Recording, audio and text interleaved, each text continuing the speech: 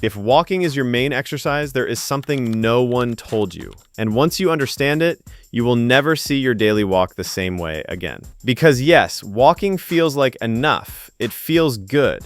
But the reality is different. Walking does not stop what is happening inside your body right now. Even if you don't notice it, even if you feel active, from your 30s onward, your body can quietly lose muscle every single year, 1 to 2% year after year. And that loss continues even if you never miss a single day of walking. The problem is that it doesn't warn you. It doesn't hurt at first, but it accumulates. And by the time you notice it, there's already less strength, less stability, and something more dangerous, hesitation. That little pause before you trust your body with a movement, that is where the stumbles begin. The knee you start protecting, the floor you stop sitting on, the decline that everyone blames on age when age was never the real problem. And the most uncomfortable part is this. Millions of people believe they are doing enough when in reality they are falling short. Not because they're lazy, because nobody told them that walking only maintains the body you have. It does not rebuild the body you're losing. But here is where it gets interesting, because the answer is not doing more. It's not spending hours training. It is doing what is right. Your body can still recover strength, stability, and control, but only if it receives the right stimulus. And the 5 exercises I'm about to show you deliver exactly the stimuli that walking never will. Stay, because the last one targets the single biggest blind spot in how almost everyone moves. And it might be the difference between a body that stays capable and one that slowly stops being trusted. Exercise 1. Sit to stand squats. The squat is not just another exercise. It is a direct test of your physical independence, and that is not an exaggeration. There is a clinical assessment used all over the world called the sit-to-stand test, which measures something brutally simple: how many times you can rise from a chair without using your hands. Why do clinicians care so much about that one movement? Because it summarizes everything you need to live on your own terms. Leg strength, hip stability, core control, coordination. When that pattern weakens, you don't just struggle to stand, you start avoiding it. You sit longer, you move less. And without realizing it, you enter a cycle of quiet decline. Here's what walking can't do about any of this. Walking loads your legs with a fraction of your body weight in a tiny range of motion, thousands of identical times. Your muscles adapted to that stimulus years ago. There is nothing left for them to gain from it. The squat is different. It takes your hips and knees through a full range under your full body weight and forces the biggest muscles you own, quadriceps, glutes, hip stabilizers, to actually produce force again. And there's something deeper that almost no one mentions. This movement also stimulates your bones. Load-bearing movement through deep ranges signals the skeleton to keep its density, and research on aging physiology has shown that this kind of loading is one of the few things that genuinely pushes back against bone loss. It's not just strength, it's structure. It is the difference between a frame that resists and a frame that becomes fragile. Here's how to do it right. Stand in front of a sturdy chair, feet about shoulder width. Lower yourself down slowly, 3 full seconds on the way down, until you lightly touch the seat. Don't collapse onto it. Touch it. Then drive through your heels and stand back up without using your hands. The slow lowering is not a detail. That eccentric phase, the controlled descent, is where the biggest strength adaptations happen and where your knees learn stability again. 10 repetitions, 2 or 3 sets. If a full stand is too much right now, use a higher seat or push lightly off your thighs. That is already enough stimulus to start rebuilding. And here is the uncomfortable truth this exercise exposes. Many people who walk 5 miles a day cannot do 10 controlled sit-to-stands. That's not a minor detail. That is the gap between feeling active and being strong. Exercise 2, calf raises. Calf raises are probably one of the most underestimated exercises in existence, and at the same time, one of the most decisive. Because here we are not just talking about a muscle. We are talking about a complete system that directly influences your circulation, your balance, and the way every single step you take actually feels. Your calves function as a second heart. In physiology, it's called the muscle pump. Every time they contract, they squeeze the veins in your lower legs and push blood back up toward the heart against gravity. Over the years, if that pump isn't challenged, it loses efficiency. And that translates into heavy legs, evening swelling, nighttime cramps, and that draggy fatigue at the end of a long day on your feet. But here is what almost no one tells you. When that pump weakens, it doesn't just affect circulation, it compromises your balance. Your calves are responsible for the fine adjustments your body makes in milliseconds when you tilt slightly forward or backward. They are your automatic correction system. If they're weak, the system responds late or doesn't respond. That's where the unexplained stumbles come from. The toe that catches on a curb that was never a problem before. And walking. Walking uses the calves at maybe a quarter of their capacity. Never to fatigue, never with a full contraction. They've stopped adapting to it. So here's the version that actually changes them. Stand near a wall or counter for light support. Rise up onto the balls of your feet as high as you possibly can and pause at the top for a full 2 seconds. That sustained squeeze at the top is what builds strength and endurance at the same time. Then lower down slowly, 3 seconds, heels kissing the floor before the next rep. 15 repetitions, 2 or 3 sets. When that gets easy, do them one leg at a time.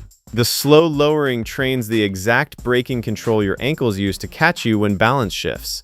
And there's good evidence this kind of work sharpens proprioception, your body's ability to know where it is without looking. Past a certain point in life, that is pure gold. Now, before I show you the third exercise, let me tell you about something important. If you're watching this because your body already aches, stiff joints, a back that complains, knees you've started negotiating with, then exercises alone are only half the answer. The other half is doing them in the right order with the right progressions, so a body that's been undertrained for years isn't shocked into a flare-up.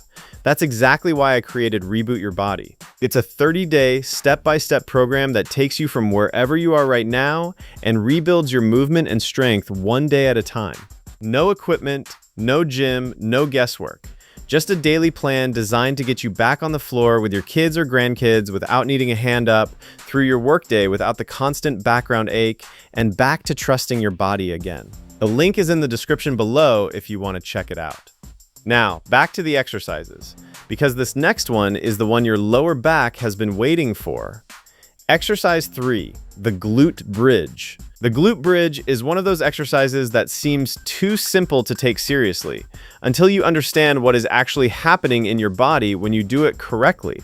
Because this is not about lifting your hips, this is about reactivating the most important muscles you've stopped using. Here's the mechanism. When you spend years sitting at a desk, in a car, on a couch, your glutes don't just weaken, they switch off. Physiologists call it muscle inhibition. The brain literally reduces its ability to recruit them. And when the strongest muscles in your body go quiet, the work doesn't disappear. It gets handed to your lower back and your hamstrings, two structures that were never designed to carry it. That is where so much stubborn back pain actually comes from. Not from the back itself, from the glutes that left the back holding the bill. And walking does not wake them up. Walking on flat ground barely requires the glutes at all. You can walk 10,000 steps a day for a decade with glutes that are functionally asleep the entire time. The bridge flips the switch. Lie on your back, knees bent, feet flat and about hip width, heels close to your butt. Drive through your heels and lift your hips until your body forms a straight line from knees to shoulders. Now squeeze your glutes as hard as you can at the top and hold for 3 seconds. That squeeze is the entire exercise. If you simply bob up and down, you lose most of the benefit.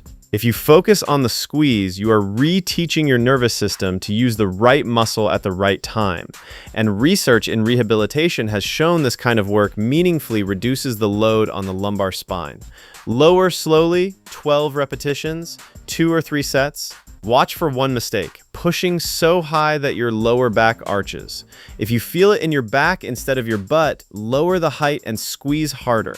Within a few weeks of consistent bridges, most people notice something they didn't expect. Standing up feels easier, walking feels more powered, and the back that complained every morning starts going quiet. Not because you treated the back, because you finally staffed the position behind it. Exercise 4, lateral leg raises. Now we enter territory almost nobody trains consciously, and it's the territory where bodies actually fail. Lateral stability. Think about everything walking trains. Forward, step after step, mile after mile. Your body moves through one single plane of motion, forward and back. But life does not happen in one plane. Life is stepping sideways around the dog, catching yourself on an uneven sidewalk, turning while carrying something, reacting when your foot lands on a surface that isn't where you expected it. And here is the statistic that should change how you train. Most serious falls don't happen forward. They happen sideways, in the one direction walking never prepared you for. The muscle that decides what happens in that moment is the gluteus medius on the side of your hip. Every time you take a step, every single time you're on one leg, which is most of walking, this muscle on your standing side is supposed to hold your pelvis level. When it's weak, and after years of single plane movement, it almost always is, the pelvis dips, the stride gets compensated, the knees start taking sideways stress they were never meant to absorb, and your body quietly loses the ability to catch itself. Here's the fix. Stand tall next to a wall or counter, one hand resting on it for balance, keeping your torso completely upright and your toes pointing forward. Raise your outside leg straight out to the side, slowly. You don't need height, you need control. A foot off the ground is plenty. Pause for 1 second at the top, then lower over 3 seconds. 12 repetitions, then switch sides, 2 sets each. The mistake everyone makes is speed and lean. If you swing the leg fast and tip your torso the other way to get it higher, the gluteus medius does almost nothing. Slow, upright, controlled, that's when you feel a deep burn on the side of your hip, and that burn is the muscle that prevents falls finally coming back online. Fall prevention research consistently finds that hip abduction work like this measurably improves stability because you're not training for aesthetics. You're training the reaction that saves you in the half second you'll never see coming. Exercise 5, push-ups. Here is the blind spot I promised you. Everything we've covered so far lives below your waist, and so does walking, which means a person can walk every day for 30 years, while the entire upper half of their body slowly collapses. And that's exactly what happens. Over the years, the postural muscles weaken and the body begins to fold forward. Shoulders rounding, head drifting in front of the chest, upper back curving. This is not a cosmetic issue. When your upper body collapses forward, your center of gravity shifts, your balance follows it, your breathing gets compressed, a hunched chest physically cannot expand the lungs fully, and even your walking changes, becoming shorter, heavier, more guarded. The push-up rebuilds the support system. It's what biomechanists call a closed chain pushing exercise. Your hands fixed against the surface, your whole body forced to organize itself as one stiff, aligned unit. Done correctly, a push-up trains your chest and shoulders, yes, but more importantly, it trains the deep core that holds you upright, and it sends your nervous system a repeated signal. This is how I support myself. Here's how to scale it to wherever you are. Hands on a wall, a countertop, a sturdy table, or the floor. The lower the surface, the harder it gets. Hands slightly wider than your shoulders. Now, before you bend anything, squeeze your glutes and brace your abdomen so your body becomes one straight plank from head to heels. Lower yourself slowly toward the surface, elbows at roughly 45 degrees, and press back up without letting your head drop or your hips sag. 10 repetitions, 2 or 3 sets, at whatever height lets you keep that perfect line. Quality rules here, not quantity. 10 aligned push-ups rebuild your posture. 30 sagging ones rehearse the collapse you're trying to undo. Within weeks, people who train this consistently notice things they never connected to push-ups. They walk taller without trying. Their neck and upper back stop aching at the end of the day. They breathe deeper because when you recover posture, you recover balance, and when you recover balance, every other movement in your life gets safer. Now step back and look at what you just saw, because this is not a random list. It's a system, and each piece covers exactly what walking leaves exposed. The sit to stand rebuilds the base strength and bone loading that walking is too light to provide. Calf raises restore the circulation pump and the split-second balance corrections at your ankles. The glute bridge reactivates the posterior chain that walking lets sleep and takes your lower back off a job it was never hired for. Lateral raises build the sideways stability that a lifetime of forward motion never touched. And push-ups restore the upright frame that determines how everything below it functions. Strength, circulation, posture, lateral control, and the foundation of your structure.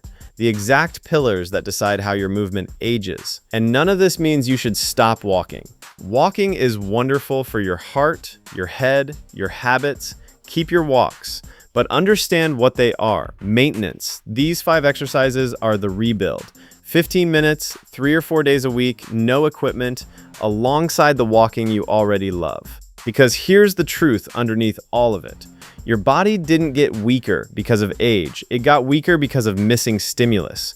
The strength is still in there, waiting for a reason to come back. And from the very first sessions, your nervous system starts answering. Most people feel steadier and more controlled within 2 weeks before any visible change, because the first thing that rebuilds isn't the muscle, it's the connection. Every day that passes without that stimulus is a small step toward a body you trust less. Every repetition starting today is a direct step back towards strength, stability, and control. That's not motivation, that's mechanics. So now it's on you. If you made it this far, comment "I start today," not as cheap motivation, but as a real commitment. Hit subscribe so the next video shows up when you need it, and send this to someone you care about who thinks their daily walk has them covered. Sometimes the only thing a person needs is to be shown the right path. And if you want the complete day-by-day structure, when to do these, how to combine them, and how to progress without getting stuck, Reboot Your Body is waiting in the description below. Now stand up, find a chair, and give me your first 10 sit-to-stands. Slow on the way down. The rebuild starts now.